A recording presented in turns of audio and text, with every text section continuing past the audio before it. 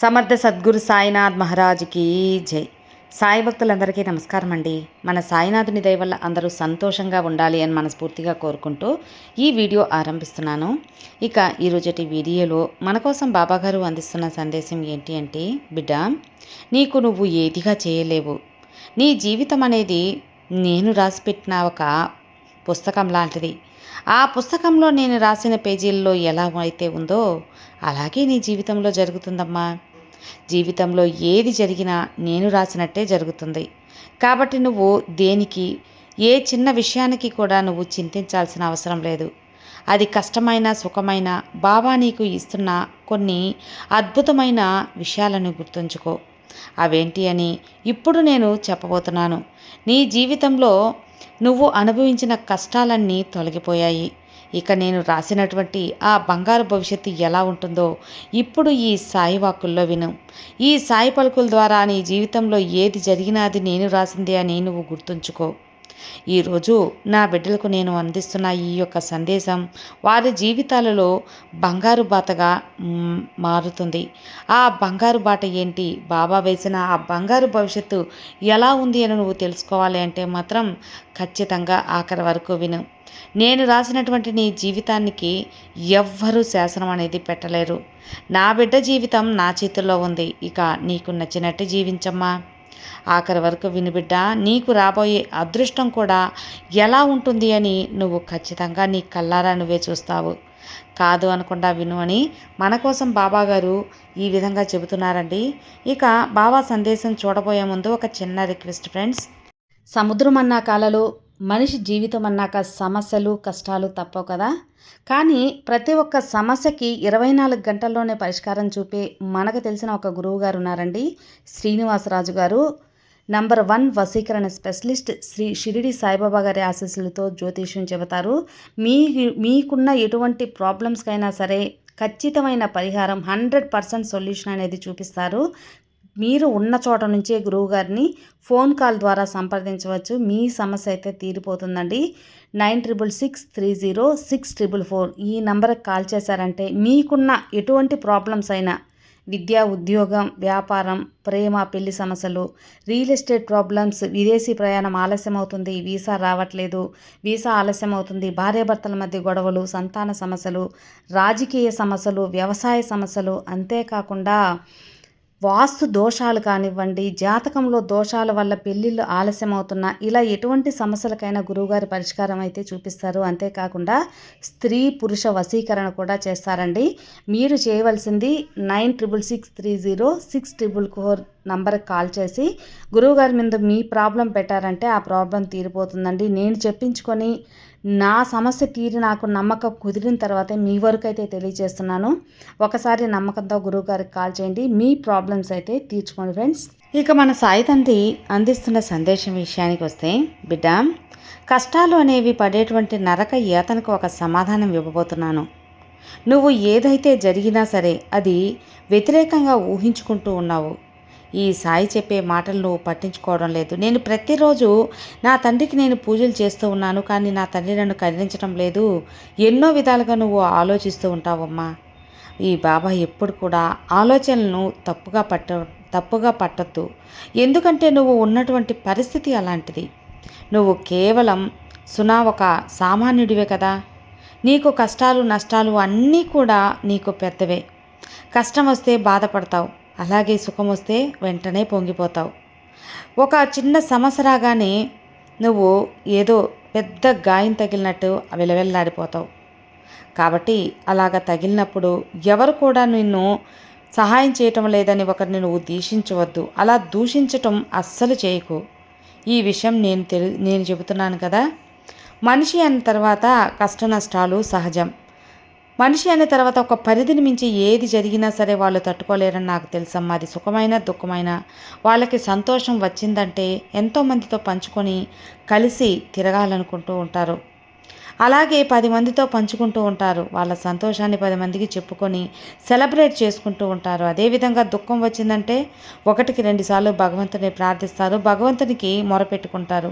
అలాగే నువ్వు కూడా ఈ బాబాకి మొరపెట్టుకున్నావు. అప్పటికి కూడా కష్టాలు ఎదురవుతూ ఉన్నాయంటే భగవంతుని సైతం దూషించక మానరు. ఈ విషయం నాకు తెలిసి బిడ్డ. ఎందుకంటే వారికి ఎదురయ్యేటువంటి కష్టాలు, ఆ సమస్యలు అలాంటివి. కానీ ఏ బిడ్డలైతే స్థిత మనస్తత్వంతో ఉంటారో, స్థిత ప్రజ్ఞతతో ఉంటారో, కష్టం వచ్చినా సుఖం వచ్చినా ఎలాంటి సంచలనం లేకుండా అన్నిటినీ కూడా ఆ తండ్రి నాకు ప్రసాదిస్తూ ఉంటాడు, అన్నీ నాకు నాపై దయ, ఆ బాబా దయ ఉంది అని అనుకుంటారో, నాకు ఏం జరిగినా నా సాయి తండ్రి చూసుకుంటాడు అని ఎవరైతే స్థిత ప్రజ్ఞతతో ఉంటారో వాళ్ళు ఖచ్చితంగా గొప్పవాళ్ళు. నిజంగా ఎప్పుడూ ఆ భగవంతుని ఆశీర్వాదం పరిపూర్ణంగా ఉంటుంది. వారి ద్వారా 10 మందికి మేలు జరిపిస్తారు. అర్థమైంది కదా బిడ్డ? ఈ బాబా ఈ విషయాన్ని ఈరోజు నా బిడ్డలకి నేను చెప్పాలనుకుంటున్నాను. మరి నా బిడ్డలు ఏం మాట్లాడుకుంటున్నారు? వారి సమస్యలేంటి? వారి మనసులో ఎటువంటి ప్రశ్నలకు ఎలాంటి సమాధానాలు ఇవ్వబోతున్నానో సాక్షాత్ ఈ తండ్రి మాటల్లో విను. ఖచ్చితంగా విను తల్లి. నేను ఇలా నీ కోసమే నా భక్తులందరికీ కూడా చెబుతూ ఉంటాను. నువ్వుగా ఏది చేయలేవమ్మా. నీ జీవితంలో ఏది జరిగినా అది మంచైనా సరే చెడైనా సరే నువ్వుగా ఏది చేయలేవు. చెడైనా కష్టమైన సుఖమైన అవి నేనుగా రాసినవి అని గుర్తుంచుకో. అవును బిడ్డ, నేనుగా రాశాను అన్నిటినీ. మరి నువ్వు ఎందుకు చిన్నదానికి దిగులుగా కూర్చుంటావు చెప్పమ్మా. ఈ బాబా నీ జీవితంలో ఏం జరుగుతుంది, దీనికి ముగింపు ఏంటి అని ఈ తండ్రిని అడుగుతూ ఉన్నావు కదా. అయితే ఇప్పుడు నేను నీ ప్రశ్నలన్నిటికీ సమాధానం ఇవ్వబోతాను. ప్రతి ఒక్కొక్క సమాధానానికి నీ మనసులో మెదిలే ప్రతి ప్రశ్నకు సమాధానం చెప్తాను. కాబట్టి శ్రద్ధగా విను, శ్రద్ధగా మనసు పెట్టి విను. చూడమ్మా, ఇప్పుడు ఇలా ఎందుకు జరుగుతుంది అంటే ఇది నీ పూర్వజన్మల పాపల వల్ల, ఆ పాపకర్మల వల్లనే నువ్వు ఇలా జరుగుతూ ఉంది. నువ్వు కొంచెం కష్టకాలం నడుస్తుంది అని కూడా చెప్పొచ్చు. అవును బిడ్డ, నీకు కొన్ని వ్యతిరేకంగా జరుగుతూ ఉంటాయి, కానీ బాధపడొద్దు. ఇక కొద్ది రోజులు మాత్రమే నీకు ఈ కష్టాలనేవి ఉంటాయి తల్లి. ఈ కష్టాల తర్వాత నా బిడ్డకు సంతోషం రాబోతూ ఉంది. చూడమ్మా, నీకు ఏది కూడా నీ బాబా ఊరికే ఇవ్వను. ఎవరైనా చెడు చేయాలని చూస్తే వారికి ధన్యవాదాలు చెప్పుకో. నీకు నీ బాబా అండగా ఉన్నాను. ఎందుకంటే నీ పాపకర్మలో వారు సగం లాగేసుకుంటారు తల్లి. ఇది ఈ సాయి నీకు చెబుతున్న ఒక వాక్కు. ఇది మనసులో నింపుకు. అందుకే ధన్యవాదాలు చెప్పమంటున్నాను. దాని అర్థం అదే తల్లి.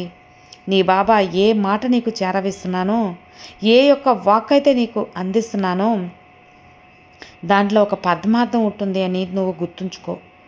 ఒక పరమార్థం ఉంటుంది అని నమ్ము. నీ మనసు ప్రతిరోజు ఏదో ఒకటి ఆలోచిస్తూ ఉంది. ఈ కష్టాలన్నీ నాకే ఎందుకు వస్తున్నాయి ఈ సమస్యలన్నీ అని ఎంతో దిగులుగా కూర్చొని ఉంటావు. కానీ అయితే ఈ సమస్యలు కారణం ఈరోజు నేను చెబుతాను కదా, మనసు పెట్టి శ్రద్ధగా వినిబిడ్డ. ఆ సమస్యలన్నిటికీ కారణం నీకు చెప్పినట్లు కొన్ని పాపకర్మల వల్ల నువ్వు కష్టాలు అనుభవిస్తున్నావు. కానీ మరికొన్ని నీ చేతులారా నువ్వే చేసుకున్న పాపకర్మలు కూడా ఉంటాయమ్మా. అలాగే తెచ్చుకున్నావు కూడా. అందుకే నీవు చేసిన పాపకర్మలను నేను తొలగిస్తాను. దానికి సరైన మార్గాలు నేను చూపిస్తాను కదా. వాటికంటే ఎక్కువ నీ చేతులారా నువ్వు చేసుకున్న తప్పులే చాలా ఉన్నాయి. అవి ఎలా పోగొట్టుకోవాలనే ఒక సమస్యకు పరిష్కారం నేను చెబుతాను. ఇంకా ఎక్కువ బాధ పెడతాయని గుర్తుంచుకోబిడ్డ. వాటిని తీర్చుకోకపోతే నీ బాబా ఏం చేశాను తండ్రి అని నువ్వు ఎందుకు ఇంత కష్టపడుతున్నావని నన్ను అనుకుంటున్నావు కదా. ఆ సందేహం మొదలైంది కదా. అయితే విను. నీ జీవితం చాలా ప్రశాంతంగా సాగుతూ ఉందమ్మా నీ జీవితం. కానీ నీ ఆలోచనలే సక్రమంగా లేవు. నువ్వే ఊహించుకుంటూ ఉన్నావు అన్నీ కూడా ఇలా జరుగుతున్నాయి అలా జరుగుతున్నాయని. కానీ కష్టాలు నీకే ఉన్నాయని ఒక్కసారి నీ చుట్టుపక్కల చూడు. ఒక్కసారి నీ చుట్టుపక్కల చూసావంటే నీకే తెలుస్తుంది. నీ చుట్టూ ఉన్నవారిని గమనించు. నీకంటే ఎక్కువ కష్టాలు ఎవరికి లేవా చెప్పు? ఉన్నాయి కదా. నీకు తెలుస్తుంది కదా. నేనే మేలు అనుకుంటున్నావు కదా. ఈ తండ్రి అన్నీ ప్రసాదించారు. అందమైన కుటుంబాన్ని ఇచ్చాను. నువ్వు జీవించటానికి ఒక పని కల్పించాను. 3 పూటల కడుపు నింపుకోవడానికి ఆదాయాన్ని ప్రసాదించాను. ఉండటానికి ఇల్లు, నా అనుకునే మనుషులు, అత్యుత్తమమైన మంచి ఆరోగ్యం ఇచ్చాను. వీటిలో ఏది కోల్పోయినది నీ చేతులారా నువ్వే చేసుకున్నదే. నీకు ముందు నుంచి చెబుతూ వచ్చాను కదా బిడ్డ, అన్నీ కూడా ఒక లెక్క అనేది ఉంటుందని. నేను హెచ్చరిస్తూనే ఉన్నాను కదా. ఈ దారిలో నువ్వు నడువు. అప్పుడే ఈ స్నేహం చేయవద్దు, వీరితో జాగ్రత్తగా ఉండని ఎన్నోసార్లు నిన్ను హెచ్చరించాను, జాగ్రత్త చెప్పాను. కానీ నువ్వు విన్నావా? పట్టించుకోలేదు. ఇప్పుడు చూడు, మరి నువ్వు చేసిన తప్పులు తప్పిదాలు, ఆ కారణాల వల్ల కొన్ని కర్మలను నీ జీవితంలో కోల్పోవలసిన స్థితికి నువ్వు వచ్చేసావు. వీటన్నిటికీ కారణం నువ్వు కాదంటావా? ఇన్నిసార్లు నువ్వు మోసపోయినా, ఇన్నిసార్లు నువ్వు కష్టాలు అనుభవిస్తూ ఉన్నా సరే తల్లి, నీ జీవితంలో ఎక్కడా కూడా అడ్డంకులు రావు. ముందుకు వెళ్తూనే ఉంటావు. ఆ సమయానికి ఏదో ఒక పరిష్కారం, ఏదో ఒక చేయూత అనేది నీకు దొరుకుతూ ఉంటుంది. ఎందుకో తెలుసా? అది నీ బాబా నీకు ఇస్తున్న రక్షణ. ఎప్పుడైనా ఒకసారి ఆలోచించావా, ఇన్ని కష్టాలు ఉన్నాయి, అకస్మాత్తుగా సాయం ఎలా అందుతుంది అని? దానికి కారణం ఏమిటి అని ఒకసారి ఆలోచించావా తల్లి? నీ సాయి తండ్రి. నీ సాయి తండ్రి వల్లే ఆ యొక్క సమస్య అనేది అప్పటికప్పుడు తొలగుతుంది. నీకు నాపై ఉన్న భక్తే నిన్ను కాపాడుతుంది. ఇది తెలుసుకో. నీకు నాపై ఉన్న నమ్మకమే నిన్ను కాపాడుతూ రక్షణ కవచంలా వస్తుందమ్మా. ఈ బాబాని నమ్ముకున్న వారు దిక్కుతోచని స్థితిలో ఉన్నా కూడా నీకు సహాయం అందిస్తాను.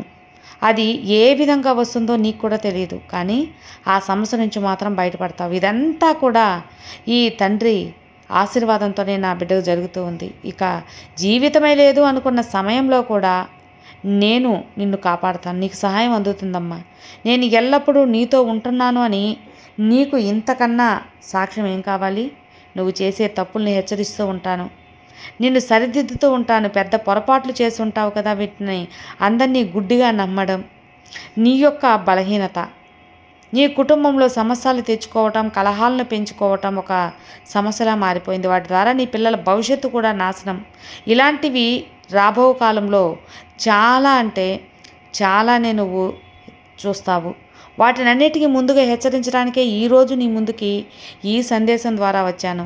చూడమ్మా, మూడో వ్యక్తి ద్వారా నీ జీవితంలో, నీ కుటుంబంలో కొన్ని నాశనం అనేది జరుగుతుంది. తద్వారా నీ పిల్లల భవిష్యత్తు నాశనం అయిపోతుంది కదా. నువ్వు ఎప్పుడు నీ కుటుంబంలో సంతోషంగా, ఆనందంగా, ఉన్నతంగా ఉండాలి. అప్పుడే నీకు కలిగిన బిడ్డలు ఉన్నతంగా ఉంటారు, మంచి స్థాయికి ఎదుగుతారు. నీకు, నీ కుటుంబానికి గొప్ప కీర్తి అనేది వస్తుంది. పరువు ప్రతిష్టలు అన్నీ కూడా పెరుగుతాయి. గుర్తుంచుకో బిడ్డ, అన్నీ కూడా నీకు నీ జీవితంలో ఏ వైపు నడవాలన్నది, నీ కుటుంబ సంతోషంగా ఉండాలన్నది కూడా నీ బాబా రాసిన రాత. నీ ఆలోచనలపైనే ఆధారపడి ఉంటుంది. ఎవరు చెప్పిన మాటలు గుడ్డిగా నమ్మకు. ఇది మాత్రం నువ్వు తెలుసుకోవాల్సిన ఒక విషయం. నీకు ఎల్లప్పుడూ ఈ సాయి తండ్రి ఆశీస్సులు ఉంటాయమ్మా. అలా నీకు మరెన్నో అవకాశాలు కూడా నేను ప్రసాదిస్తూ ఉంటాను. ఇప్పటి వరకు ఏదో జరిగిపోయింది తల్లి, వాటి గురించి నువ్వు వదిలేసాయి. కానీ ఇక జరగబోయేదంతా కూడా నీకు అనుకూలంగా, సంతోషంగా గడపబోతున్నావు. అవకాశాలు మంచిగా వస్తాయి, అందిపుచ్చుకో. నీ కుటుంబాన్ని మంచి స్థాయికి పెంచుకో. ఎల్లప్పుడూ ఆనందంగా ఉండు. ఇది నేను నీకిందిస్తున్న వరం. పిల్లల్ని జాగ్రత్తగా చూసుకోమ్మా. నీ పిల్లల భవిష్యత్తే కదా నీకు ఆనందం. నువ్వు ఎన్ని నిందలు నాపై వేసినా సరే నిన్ను కాపాడుకునే బాధ్యత ఈ సాయి తండ్రి మీద ఉంది. ఎందుకంటే నా బిడ్డల బాధ్యత పూర్తిగా నాపైనే కదా ఉంది. అందుకే నీ కుటుంబ బాధ్యత నాపై ఉంది అని చెప్పాను. నా బాధ్యతలను నేను చక్కగా చేస్తాను. అలాగే నా బిడ్డ కూడా చేస్తుందని నేను పూర్తిగా నమ్ముతాను, ఆశిస్తాను. చేస్తావు కదమ్మా. ఇకనైనా సరే నీ బాబా చెప్పిన మాట అలాగే నడుచుకో. అన్నీ నీకు సక్రమంగా ఉంటాయి. కాబట్టి నువ్వు ఏదిగా చేయలేవు. నీ జీవితంలో అన్నీ కూడా నేను అందిస్తున్న దారిలో నువ్వు నడుస్తున్నావని మాత్రం గుర్తుంచుకో. ఇక నిశ్చింతగా ఉండు. నీ జీవితంలో రాబోయే బంగారు భవిష్యత్తు నీ కళ్ళారా నువ్వే చూస్తావు. ఇక ఎన్నో రోజులుగా నీ మదిలో మెదులుతున్న ఆశలన్నీ నెరవేరుతాయి. నీ అతి పెద్ద కోరిక తీరబోతుంది. నీ జీవితాన్ని పూర్తిగా నేను మార్చేస్తాను. ఇక నిశ్చింతగా ఉండు తల్లి. నీ సాయివాకు బ్రహ్మవాకు లెక్క జరిగే తీరుతుంది. నీకు నా పరిపూర్ణ ఆశీర్వాదంతో నీ కుటుంబం, నువ్వు చల్లగా ఉంటావమ్మా. నిశ్చింతగా ఉండు, ప్రశాంతంగా నిద్రించు. సర్వే జనా సుఖినో భవంతు. జై సాయిరామ్.